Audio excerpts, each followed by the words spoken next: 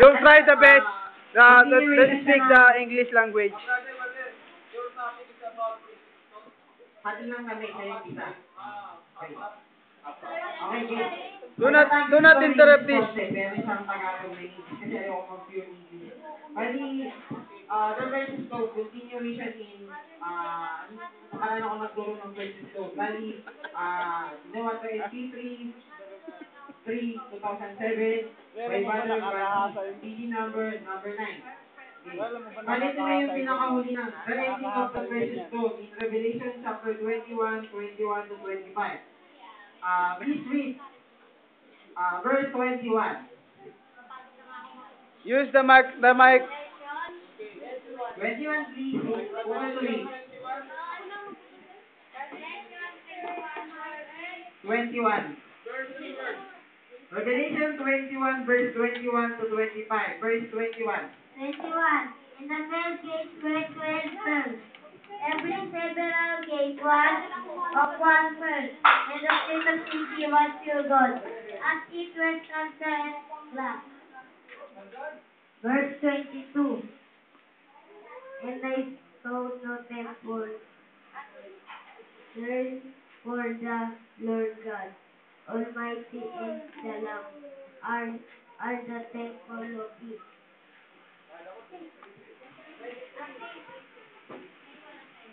Verse 23. And the city had no taste of the sun, neither of the moon beside in it, for the glory of God is light and sin, and the Lamb is the light thereof. 24.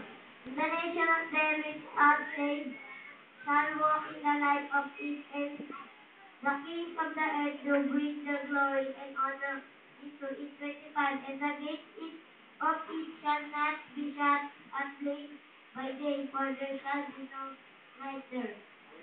In Revelation 21, verse 21. Verse 21 is all about the 12 gates and 12 pearls. But every several gate was one pearl. But I want to consider this the pure gold in verse 21. The pure gold is the type of purification like a pearl. A pearl is how to form by the irritation. I discussed about the oyster.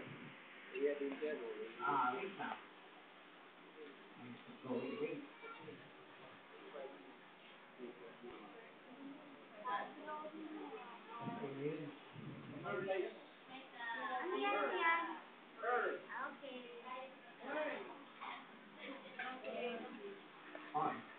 Wait. When the gliders produce the oyster, it came from the irritation. So when it comes from the irritation, heat from the meal, it also suffer. What is, and next to the second verse is the word, the city. You'll try the best, So, my brother. what does the city represent? Represent our Christian walking in the life of God, walking in the progressive revelation. So, if you read verse in 21, Revelation 21 verse 25, read the city, street of the city. The street of the city is you must walking in the light of God. If you're walking in the light, you must, in verse 1:7, please read.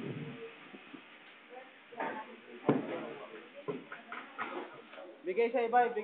Verse 1:7. Walk in the light, appear in the light, God fill you for the earth. Okay. So, do you read in, according to verse 1:7, walking in the light? Sabi, according to this, how to go to walk in the city, of the street? Sabi, according to this, the light, if you're walking in the light, there will be suffering, trials, temptation, and tribulation. There's some people discourage you to not walking in the light, in the truth. Walking in the light, by the truth, is not by your knowledge and your wisdom. It's by the truth. James 1:4, please read.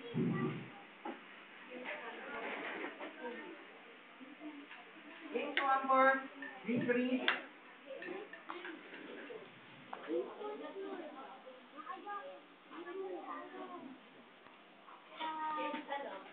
On four. 1:4. But the patients have their perfect work that we may be perfect and excite one thing not.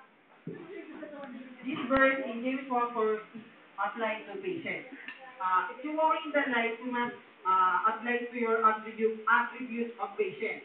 The patient is the perfect word. There is something revelation on knowledge in patience. If you have a knowledge, there must be a patience and wisdom. Wisdom is a kind of virtue. Ay, dapat talaga magpaliwanag. First Peter 1:7. This verse is the proving of the trial of your faith, in the genuine of your faith. So, if you walk in the light, I don't quote the verse of First Peter 1:7. Walk in the light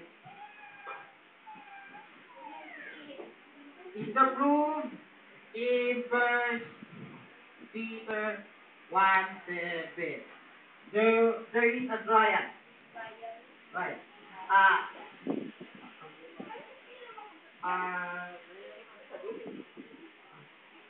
To cut the precious stone, you must walk in the light. But there was a suffering trial to get the precious stone. The precious stone is the type of pure gold. When the pure gold is burning to fire. When burning to fire, the gold is brighter. Shining and shining. I will continue. People try to discourage you and even persecuted you for the truth that you live for. But the type of walking in the light is continued. Don't give up to walking in the light because if you have a truth, just continue. If other people discourage you, never mind. Just Do not stop. keep away. Just continue to the truth. So, please read Revelation chapter 1:13-14. 13 to 14. I want you to read. Sister Abby, please read Revelation chapter 1, verse 13. And Sister Joey Rose, verse 14.